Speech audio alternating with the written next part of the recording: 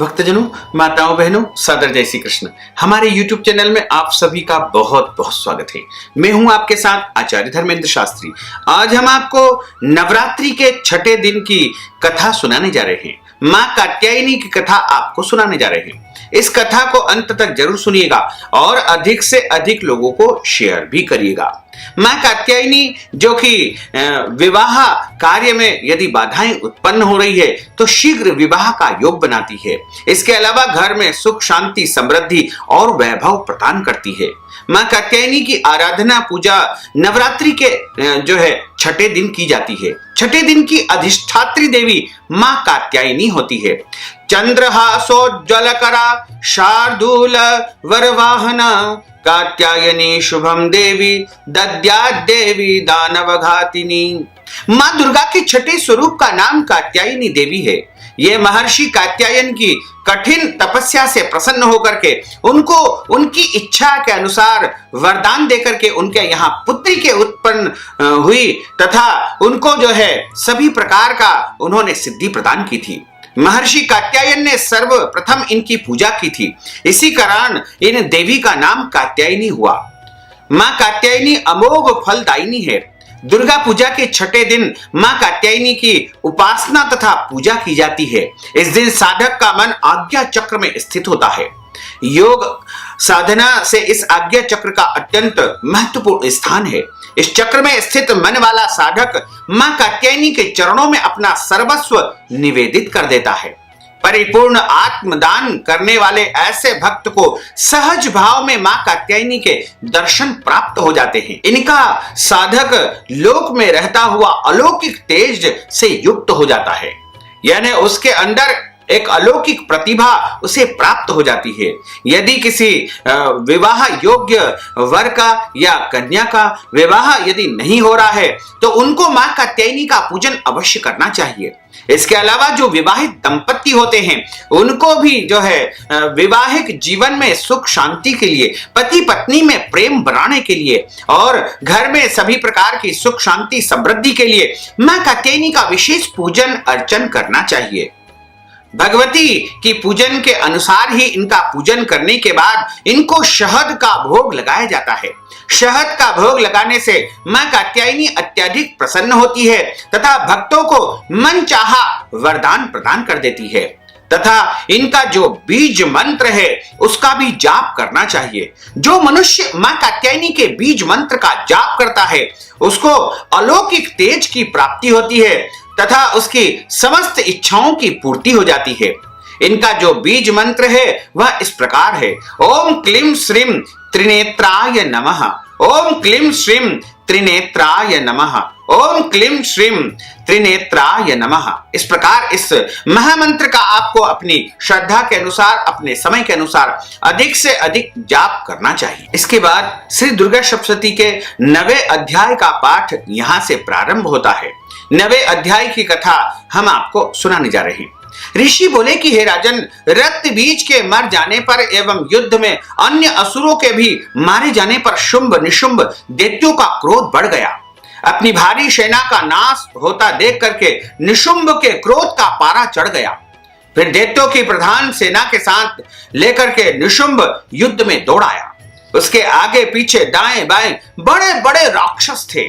वे क्रोध के मारे होठ काट रहे थे, कटकटा रहे थे। सभी देवी को मार डालने के लिए आ गए। कुपित होकर के शुंभ भी अपनी सेना के साथ में मात्र गणों से लड़ करके चंडिका को मार डालने की इच्छा से आ गया। तब देवी जी के साथ शुंभ और निशुंभ का बड़ा भारी युद्ध होने लगा। दोनों दैत्य बादलों की तरह बाणों की वर्षा करने लगे। अपने बाणों के समूह से चंडिका ने उनके बाण काट दिए। फिर शस्त्र समूह से उन दैत्यों के अंगों पर प्रहार किया। निशुंभ ने तीखी तलवार तथा चमचमाती ढाल उठा ली। देवी के पराक्रमी वाहन सिंह के सिर पर प्रहार किया। अपने वाहन पर इस प्रकार प्रहार होता देख करके देवी ने क्षुरप्र नामक बाण द्वारा निशुंभ की बड़ी तलवार तथा 8 चंद्रों वाली तलवार तथा ढाल के कट जाने पर उस दैत्य ने शक्ति चलाई। उसे सामने आता देख करके चक्र द्वारा उसके 2 टुकड़े कर डाले। तब तो अत्यंत कुपित होकर के निशुंभ दानव ने शूल उठा लिया और उसे फेंक दिया। देवी जी ने मुक्के के प्रहार से उसे भी चूर चूर कर दिया। गदा उठा करके फिर चंडिका की और उसने फेंकी। देवी ने उसके भी त्रिशूल द्वारा काट दिया और वह भस्म हो गया। इसके अनंतर दैत्यराज को फरसा उठाए आते देख करके देवी ने बाण समूह से प्रहार करके उसे पृथ्वी पर गिरा दिया। उस महाभयानक पराक्रमी भाई निशुंभ के इस प्रकार धराशायी होने पर शुंभ क्रोध से भर गया। मां अंबिका को मारने के लिए सामने आ गया और वह रथ पर बैठा था। उसकी बड़ी बड़ी अनुपम 8 भुजाएं थी। उसने भयंकर शस्त्र शोभायमान थे। उन भुजाओं से सारे आकाश को ढांप करके शोभित हो रहा था। उसे इस प्रकार आता देख करके देवी ने शंख बजाया और धनुष का अत्यंत दुस्सह टंकोर किया। समस्त दैत्यों का तेज नष्ट करने वाले अपने घंटे का शब्द करके उससे दिशाओं को भर दिया। तब सिंह ने बड़े बड़े हाथियों के महामत को दूर करने वाली बड़ी भारी गर्जना लगाई। उसके द्वारा आकाश, पृथ्वी एवं 10 दिशाएं गूंज उठी। तब काली ने आकाश में उड़ करके पृथ्वी पर दोनों हाथों से ताड़ना की। उस शब्द से पहले तो सभी शब्द मंद पड़ गए। तब शिवदूती ने भयंकर अमंगल स्वरूप अत्यंत अट्टहास किया। उन शब्दों से दैत्य डर गए। शुंभ के क्रोध का पारा चढ़ गया। फिर जबकि अंबिका ने कहा कि हे दुरात्मन, ठहर ठहर, तब आकाश में स्थित देवता जय जयकार करने लगे। शुंभ ने आगे बढ़ करके आग बरसाती हुई भयानक शक्ति चलाई। अग्नि को पहाड़ की तरह आती हुई देख करके देवी ने अग्नि को भारी उल्का से उसे हटा दिया। शुंभ ने फिर सिंहनाद किया और उससे त्रिलोकी गूंज उठी।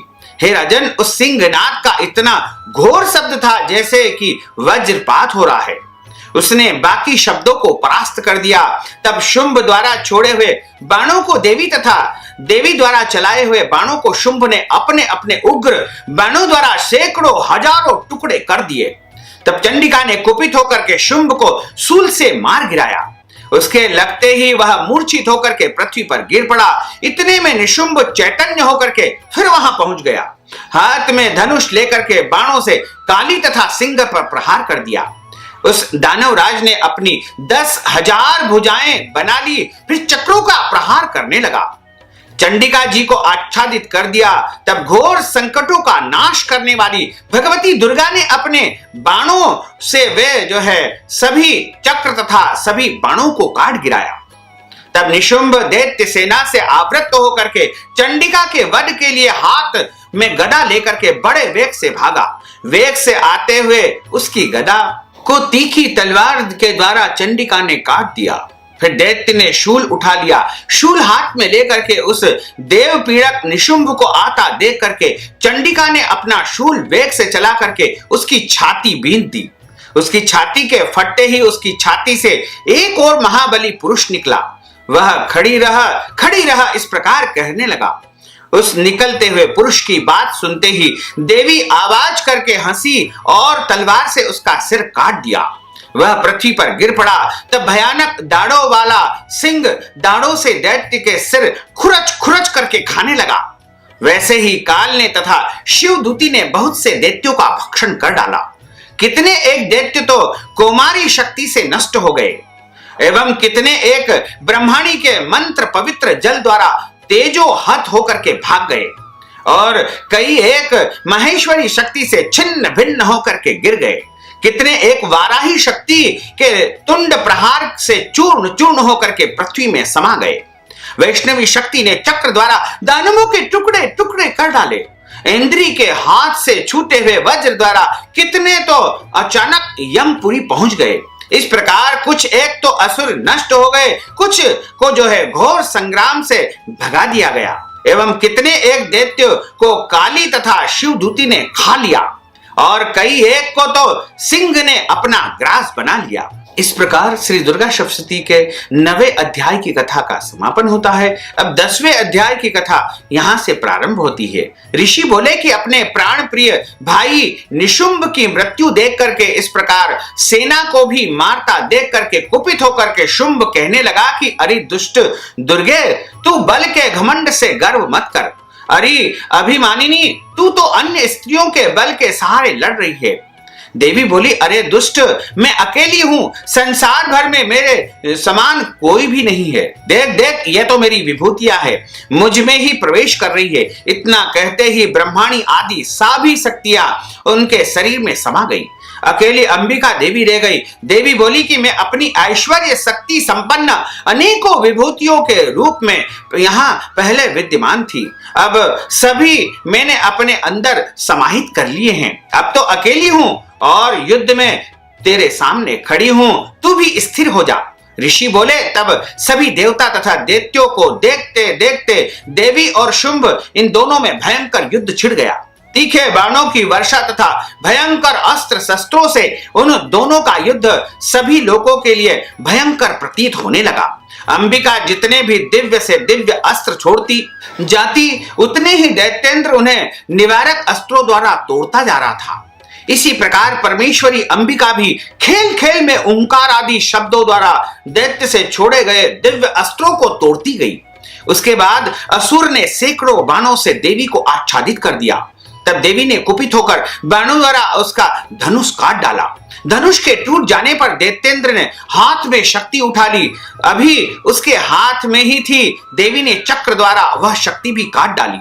तब दैत्यराज ने तलवार तथा 100 चंद्रमा वाली चमचमाती ढाल लेकर के देवी पर भागते हुए उसकी तलवार तथा सूर्य जैसी चमचमाती ढाल अपने धनुष से छोड़े हुए तीखे बाणों से तुरंत काट दिए। रथ के घोड़े सारथी को भी मार दिया। धनुष तो पहले ही कट चुका था। तब तो भयानक मुद्गर लेकर के अंबिका को मारने के लिए दैत्य उद्यत हो गया। देवी ने उसके मुद्गर को भी तीखे तीरों से काट दिया।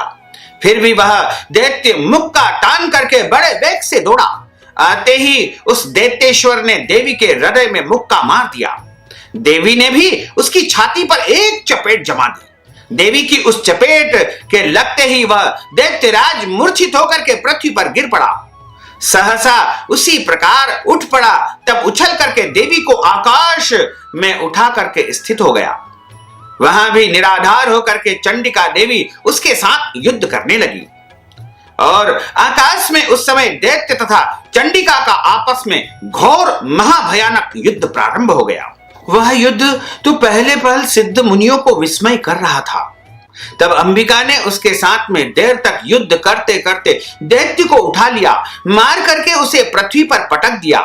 देवी द्वारा पटका हुआ वह पृथ्वी पर पाकर खड़ा हो गया। मुक्का तान करके वह दुष्ट मां जगदम्बा देवी को मारने की इच्छा से बड़े वेग से दौड़ा। तब उस महाभयानक दैत्यराज को आता हुआ देख करके देवी ने उसकी छाती में त्रिशूल भोंक दिया और पृथ्वी पर उसे गिरा दिया। देवी के शूल से क्षत विक्षत होकर पृथ्वी पर पड़ते ही उसके प्राण निकल गए। उसका गिरना भी समुद्र, द्वीप एवं पर्वतों के साथ में सारी पृथ्वी को हिला देने वाला था। यानी सारी पृथ्वी उस दैत्य के गिरने पर कांपने लगी थी। वह दुर्मात्मा के मरते ही सारा जगत स्वस्थ एवं प्रसन्न हो गया। आकाश भी बहुत साफ दिखाई देने लगा।